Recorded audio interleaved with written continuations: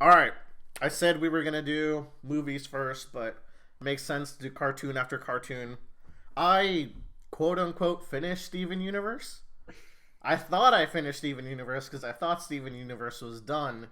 As it turns out, it's still ongoing for a little bit longer, but I'll talk about those circumstances in a second. Um, it's unpopular to say these days, but I think Steven Universe is a great show. There's so many like video essays It's that unpopular. I think it is. I think it's not cool to like it anymore. Yeah, I know in the cuz like for most of the run of the show, it was obviously like really popular and well liked. I stopped around the beginning of season 5 just because like the episodes came out once every like 4 months or The something. release schedule of Steven Universe was garbage. Yeah. Fair. So I'm glad I waited, honestly. so I haven't finished the final season, but from what I heard, like the end of the show was very unsatisfying for a lot of people, which obviously I can't have an opinion on it because I haven't finished it, but that's what Willard's here for. Yeah, this is a really interesting topic.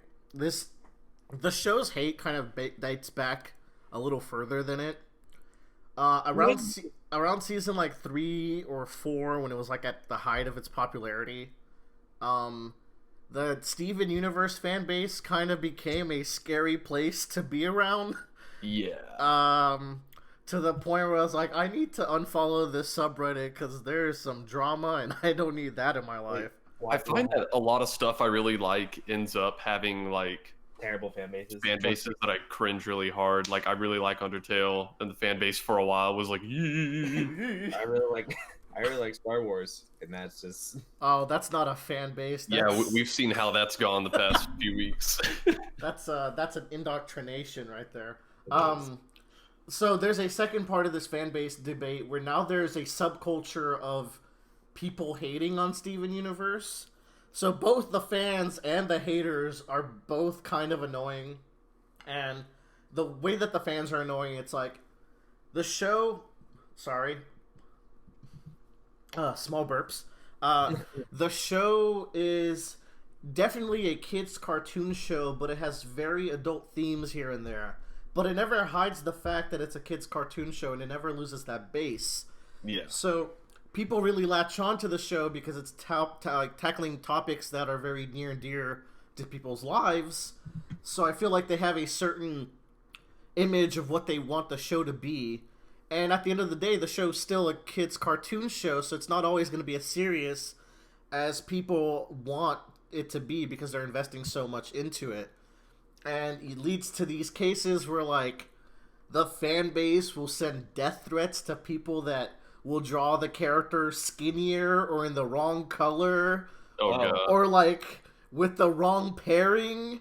And I'm like, okay, you guys, it's just a kid's cartoon. Let's relax. Yeah, I know. Like, because like you said, the show deals with like a lot of like really topical social issues, and that's one thing I really like about it, and why I kind of latched onto it because at least among like Cartoon Network, this was like one of the first cartoons I know of that like kind of publicly shows stuff like maybe same-sex relationships, even though gyms are technically sexless. don't But bullshit me. because such a big part of the show is these social issues. If someone says that they don't like the show, a lot of people will extend that to being like, "Oh, well, that means you also are against the values of the show." And it's like, no, well, maybe that person just doesn't particularly like the cartoon. And the show touches on traumas and relationships a lot in Yeah. very fun ways, but people latch on to that, and it extends, like you say. So it's like criticism against the show is met with toxicity, and then that criticism gets even more toxic and nonsensical. All this being said, I really like the show. All this being said, I think Steven Universe might be my favorite cartoon show. It's up there with Avatar. Like, what could really match those two for me? It's hard these days. I haven't watched Gravity Falls. Apparently, that's supposed to be the hot shit. But It ain't no Avatar, but it's pretty fucking good. we will see. Interesting. Joe posted a article here of why I'm. See, this article says why I am no longer a Steven Universe fan. I don't even want to read this, man. There are so many shitty hot takes in both sides of this fan base. It's really just a bunch of like clips and like screen caps of toxic fans posting stuff on Tumblr and such. Right. And this is actually like another thing that like is making me want to finish the show is that any like show, manga, book, whatever that can have like such like violently opposite takes of like some parts of the show, like anything that encourages like that much discussion, I'm like, that sounds really cool. Like I want to know where I stand on it. Yeah, I want to know what's going on. Now, thankfully, we are not the Steven Universe fan base, and we are not the Steven Universe hating subculture. We are the Roundabout cast. Normal ass people who like things and like to discuss things in a orderly manner. We are the authority. We are the global authority on what is good and what is we are the fucking Diamond Authority. Call me. I'm Blue Diamond because that's my favorite color. I think I only know what two of them look like. There you go, Bradley. You're definitely Yellow Diamond. Okay, I'll see. Okay, let me actually talk about the show and not talk about its weird circumstances around the show. Steven Universe is not lesbian propaganda like Joe might fear, because that is the outward appearance that the fans give. It's just like, oh, this is the one thing that's good about this show. It's like, no, there's a lot going on. There's a lot good about the show. What Steven Universe is really actually about, if you don't know, it's the story of a war criminal flees to Earth, decides to have a child with a Earth being. Earth being. This war criminal is an alien. She marries and has a child with a man called Greg, and because she's a alien made of light and is a gem, that process involves her having to give up her physical form and embed herself into her son called Steven. And the story's actually about Steven coming to terms with the person his mother was and having to deal with all the shit that she left behind. That is really the core of Steven Universe. Everything else, and like that, like just that premise, it opens the way for some like really goosebump inducing episodes for me later on. And what's cool about that premise I just explained is that it's laid out very organically and well paced. It's like it's a slow reveal to coming to terms with that being the story of the show. But I think it's a really fun adventure getting there, and the outcomes of those themes and that kind of story question is where the show gets really interesting. Like one of the most like powerful like threads in the show for me is the relationship between Pearl, who was one of Steven's mom's like closest friends, and Greg, the guy that she had a baby with, that led to her having to give up her form, because Pearl, for a tremendous amount of the show, like has this intense dislike for Greg because it's like he took her best friend from her. And that makes for some really powerful episodes. Best friend, quote unquote. Like Pearl definitely was madly obsessed and in love with Rose. Yeah.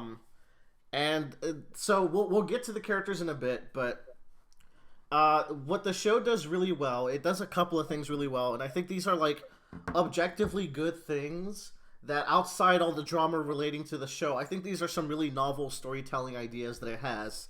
So first of all, I think the show has just a really good cast of main characters where they're all flawed. And people bring up those flaws as like, oh, those characters are terrible. Why would you like them? I think it's so cool to have a kid's show where the characters are very clearly flawed. But in the present day, they're working through those flaws and they're showing affection and love towards one another. And they're taking care of Steven. And Steven has his own issues that are like really the core theme of the later part of the show. I don't know. I really like the fact that the characters are they're so 3D. They're not just cartoon cutouts. They're not just their worst parts. They're not just their best parts. They're a nice mix of both. Yeah, they all kind of feel like they have some complexity to them. And if we're talking about like more general stuff before we get into like specific characters, um, at one point I wanted to like rewatch the show, and this was still before. I think this was even before like season 5 started. But I was like, okay, I've seen pretty much all these before, so I was trying to make like a list of episodes I could watch that cut out the filler. Yeah. And what I found is that I couldn't really cut out that many episodes for two main reasons. One is that, um, like each episode, even if it's like mostly what some people might consider filler, will have like maybe a few lines that kind of add on to like the background, like running threads. Mm-hmm. But I think the even more important thing why I wouldn't cut out any episodes is that while there are like some episodes that are like this is the big plot, like you have to watch this one. I feel like those episodes aren't as impactful if you were to skip over the smaller episodes where Steven is like building his relationship with the people in the town or with Yeah. the gyms. That's a really good point to bring up, actually. Yeah. Because I did a quick rewatch before I did this last catch up, where I watched basically all of season 4 and 5 in the last week or two. And what I did was I would go through the episodes, and there was some where I would skip completely because I remember them well enough. I knew they weren't that important. But even in some of the filler ones, I was like, I have to watch this scene. So I would watch that scene before moving on. Because at the end of the day, the second thing I think is really good about this show is, okay, so it has these really good characters. What does it do with them? It pits them against and with one another to form really good dynamics between the cast. And it really doesn't waste anything with that. It has plenty of episodes of Steven dealing with the three main gems, which are Pearl, Amethyst, and Garnet. Eventually, Peridot and Lapis are also really important. And there's a lot of episodes between them. And then there's a lot of episodes with Steven and the townsfolk. I believe the fan base calls those townie episodes, where it's a nicer word for filler because they're not really filler because it's all character building. But then there's also these episodes where you have the gems interacting with the townsfolk, and those are really fun as well. So I think it does a really good job at intermingling the characters. Yeah, and like the townies have more depth to them than you would initially like think. Like normally you just be like, oh, these are probably the background characters, and Steven and the gyms are like our main people, which is true. But like, I don't know. I found a lot of the episodes that I really really enjoyed are like ones where that focus on like the group of teenagers in the town. Yeah. Like the cool kids, as they're called. This is a really cool portrayal of what the cool kids would be. Yeah, I really love it because they're like the cool kids, and so Lars will try to act like a traditional cool kid, like he doesn't care about anything, or like, ooh, I don't need seat belts. But the cool kids are like, hey man, like vehicular safety is the coolest thing you can do. Like the cool kids are like the most wholesome you could possibly be. They're a really modern take on the cool kids, where I guess there are traditional cool kids still out there, but there's a lot of hipster cool kids now too. Yeah. And I feel like this is that group, and they're really nice and wholesome, and they're really nice to Lars and Steven. Eventually, like, they have this arc with Sadie that I think is really fun. Then you have like these cool dynamics, like Vidalia being the stepmother of Sour Cream, and Onion being a little demon child. Onion is actually Satan. You got the Pizza family, and they're really fun. You got Mayor Dewey and Buck Dewey. Like, this is a really, really good cast of minor characters. Yeah. And they're not like, and I love them all, but like the main characters are even so much better. So just everyone here is just on fire as far as character goes, and it's just really fun to seeing them interact all the time. One more thing people should know about Steven Universe. Rebecca Sugar, the creator, has always been a very musical person. Like Adventure Time is known for having a lot of good songs, and probably a lot of your favorite songs in Adventure Time were written by her. And Steven Universe has some like really, really great music, and it's made even better by the fact that the majority of the main voice cast either has some kind of musical career, or even some of them were like in Broadway musicals at some point. I So mean, they're really good at singing these really good songs. prominent singer Estelle is the voice of Garnet, one of the four main characters of the show. Yeah. And Pearl's voice actress is a fucking queen at singing. Oh yeah. And she has a lot of songs. The songs are interesting. I will say that, like, I like the songs in Steven Universe, but sometimes the songs are used to fast forward character development, and Yeah. it can work sometimes, but then sometimes it moves too fast. So that's one thing I would knock against it. But all in all, it's a fun time. No need to be too critical on like nice songs, because at the end of the day, they all do sound nice. So that's like all my general takes on Steven Universe. I If you have only- one more. Fusion as a concept that brings together everything I've talked about, right? Yes. Fusion is a thing that gems can do, and Steven is half gem, so he can do it too. And what a fusion is you just fuse two beings, and they get like this new form that has a new name, and is a personality that is like a really intelligent amalgam of the two personalities. It's not as like two-dimensional as you think it would be. And what that person is that person is a representation of the relationship that those two characters have. And I think this is where the show is like undeniably kind of genius. And you could say, oh, fusions are maybe underused here or there. I think they're perfectly used. For example, with fusions, right? You got Sardonyx, which is Garnet and Pearl fusing, and she's really braggadocious. She's really flamboyant. But what she really represents is the fact that Pearl feels weak in general, and Garnet is such a strong character that when they're fused, Pearl becomes addicted to it, because it's the one time she can feel better about herself and conflict and kind of combat her personal issues. You got stuff like Opal, which is just really chill, and it ends up being Amethyst and Pearl, and it's like the most stable fusion in the show. And it just goes to show you that despite all their bickering, they work really well together when they get down to it. Yeah. But then you got the really interesting ones like Garnet. A small spoiler here for season 1. Garnet herself is a fusion, where she is a fusion between an amethyst or a ruby and a sapphire. And Garnet's whole being is that of a marriage. She basically embodies a marriage, pretty much. And I think that's really interesting. And then you got Steven, who can fuse with some of the gems. And, for example, Steven and Amethyst have this whole character arc in season 3, or it's 4, where they're both very, like, Steven's catching up to Amethyst, who used to be the weakest gem. Amethyst just starts to feel more and more useless as far as her combat abilities and being mature in the group. And it comes down to Steven at this point has a lot of self-doubt and just issues with coming to terms with the things his mom did. So their fusion just is really playful, and like they got the kid humor of Steven and the playfulness of Amethyst, but then a lot of like self-doubt and personal issues that come through when in the second episode we see them.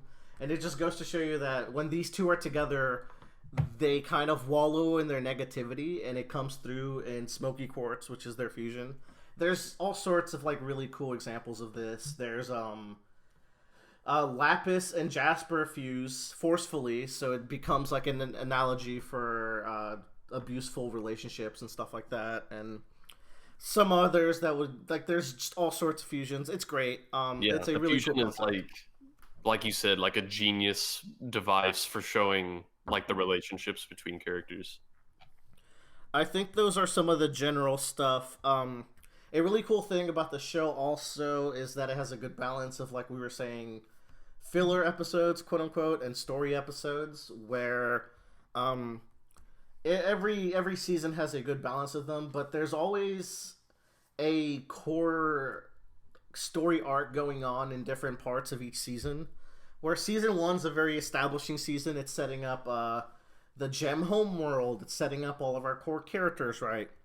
But when you get to season 2, you start getting these episodes that really get into characters like Garnet and Pearl.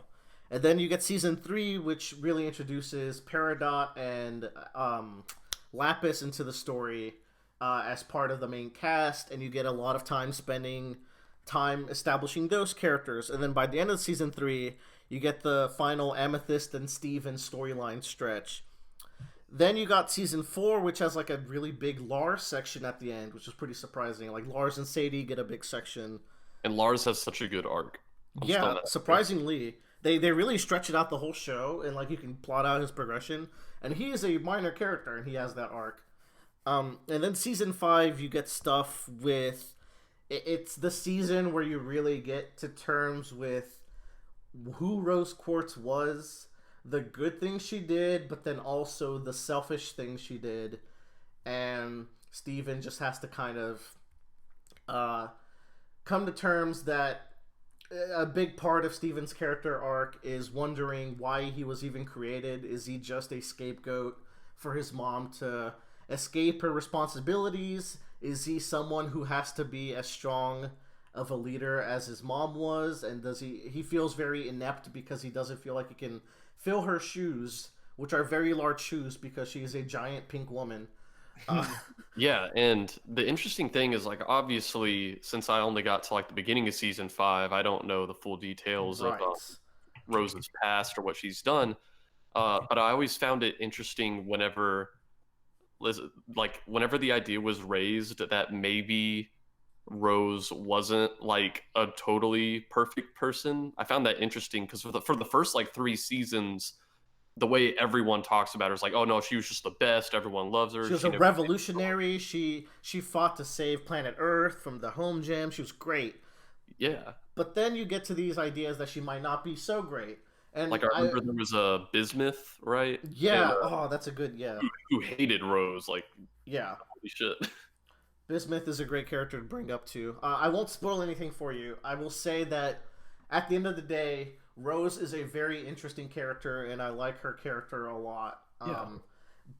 But she's like, you have to understand where she was coming from, but then you also have to understand how her actions might not have been very well thought out, which I think is all very well written. It's not bad writing because this character did some dumb things. I think it's all well set up. The end of Steven Universe, again, I won't spoil this, but maybe if Bradley finishes at some point, we can touch back on this ending part in particular, because the only thing he hasn't watched is season 5. Season 5 has a lot to do with the diamonds. I'll just say that. And so a kid's show is not always going to be... It's not always going to lead to a violent conclusion. It's not like a Dragon Ball Z kind of scenario where like kids' cartoons don't usually end with they don't usually end with like they're just exploding the bad guy and all is well. It's a little more complex than that. There's a little more negotiation that needs to go through. Some people say that those aspects of Steven Universe near the end are too easy. Like it all comes too easy to Steven. I will say that you're half right, half wrong. If that's your opinion that's my take on it. There are people that Steven is able to converse with and talk down that I think is really well done. Because of his previous experiences throughout the show, it leads up to this moment where he can... I could see it being a very diplomatic approach to the finale, which I think would make sense for the show. I will say that you're partially... There's a lot of action. You're not slighted of conflict here, but there is definitely diplomacy to be made. And I feel like there are characters that when Steven is diplomatic with them, it works really well. And then there's one character that when he's diplomatic with them, it doesn't work quite as well because that character just had such a different worldview from Steven that when he's able to be diplomatic with them, it's like, oh man, that they could have spent some more time on that. Yeah. So on that front, I could see why people are disappointed with the ending. However, the thing with people being disappointed with the ending of Steven Universe is that it wasn't the ending. And that's what really gets to me at that point, where there was the movie and then Steven Universe Future, which is the epilogue series afterwards. So did people want it to be over or what? I don't know. I like when things end, but after watching Steven Universe Future, I'm so glad it exists because there's so much potential that they knew they could tap, and they did it. Like, it's great. So Awesome. let me briefly talk about the movie and then Steven Universe Future. The movie takes place 2 years after the events of the show. Damn. Time skip. Steven's 16 years old now. What? I know, crazy. He's a little adult. And it's very cute to see our boy have grown up. And it touched. So my problem with the Steven Universe movie, it's a pretty good movie, but the first half of it has a plot device where it just has Pearl, Amethyst, and Garnet have to re-go through their character arcs that they did in the past of the show. You know how the show starts? They're at a certain point at the start of the show, and they're only at that point because there's past events that got them to this point. It makes them have to re-go through those past events that they were talked about in flashbacks, but now you have to see them go through it. I did not like that. I don't like... So Spinell is the villain of this movie. Yeah, I've seen this character, but I don't know anything about her. I will say that Spinell is animated super well. She's animated like a 20s cartoon. She's Rubber Hose style. It's fucking rad. But Spinell has two personalities due to plot events that happen, and one of them is just kind of there and kind of annoying, but then the prominent, like, plot relevant one is really good and has a really sad backstory that I really like the way it's presented. And by the end of the movie, I was with it. I thought it was good. It was nice to see Steven back. And I was like, okay, I'm done now. And then as I was talking to Bradley, he's like, so there's this thing called Steven Universe Future. I was like, oh my god, there's more. Yeah, I was asking you about it. I was like, so what's Steven Universe Future? And you're like, I just found out about it just now. Let me go see. So, very quickly about Steven Universe Future. It is after the events of the movie, so it's still in the future, and it has a really cool theme song that replaces the original one where it's like, we are the crystal gems. It's nice. And so the thing about Future, there is no overarching plot line like Steven Universe had, because Steven Universe had a very clear homeworld gem plot line it was building up to.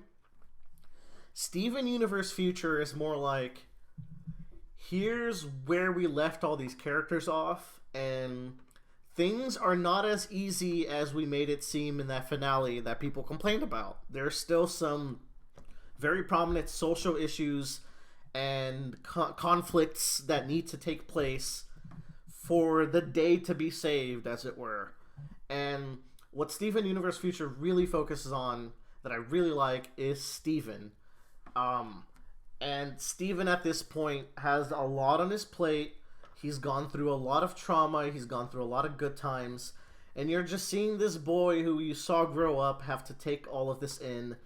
And poor Steven, man. He is a trooper for going through everything that he does. And Future is really cool because you get to see a lot of him. You get to see a lot of his relationship with the main gems, and you get to see a lot of how the characters ended up that were not as prominent.